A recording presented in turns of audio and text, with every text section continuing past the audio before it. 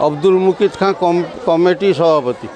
कौन कहे आज जुलूस शोभायात्रा बाहर मोहम्मद जन्म जयंती ए विषय कौन चलित वर्ष हजरत मोहम्मद 1500 जन्म जयंती पालन सारा विश्व पालन कर आज भद्रक आम पालन करुँ।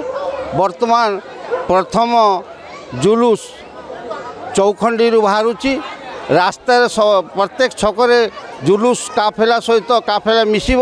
आमर भद्रक टोटल 80टी जुलूस काफेला सहर परिक्रमा करिव।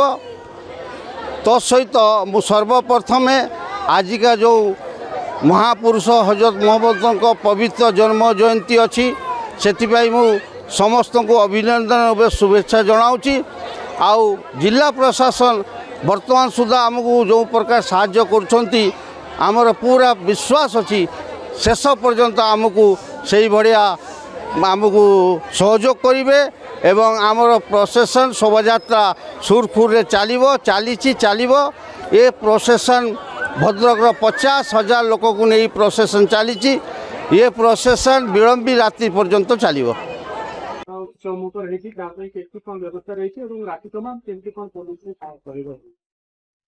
आज प्रॉफेट मोहम्मद कर जन्म दिवस से भद्रक रे मुसलमान संप्रदाय जिते आमर भद्रकवासी अच्छा समस्ते आनंद उल्लास सहित पालन कर।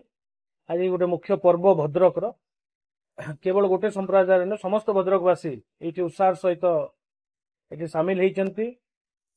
गोटे ट्रेडिशनल प्रोसेसन बा जुलूस जोटा पारंपरिक हिसाब रे भद्रक रे पालन करा जाय थाए सेटा ऑलरेडी आरंभ होईची।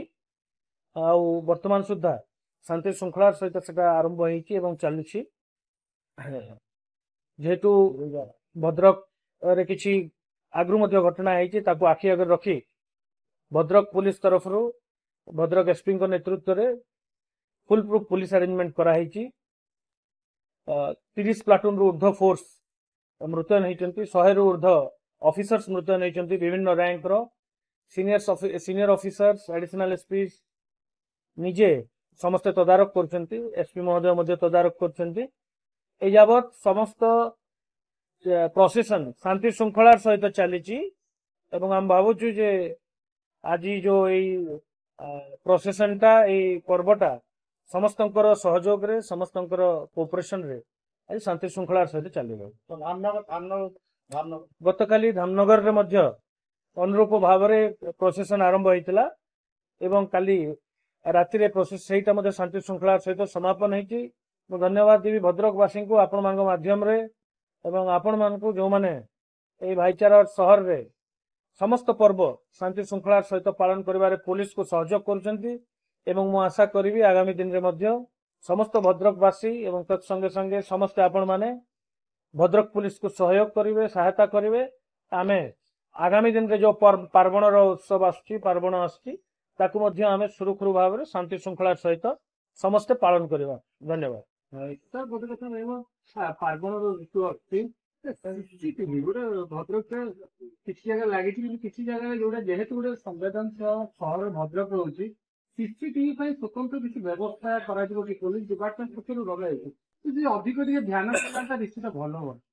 सीसीटीवी गोटे अभिन्न अंग ए police law and order maintenance एवं बंदोबस्त एवं दैनंदिन आमर कार्य सीसीटीवी अनिवार्य।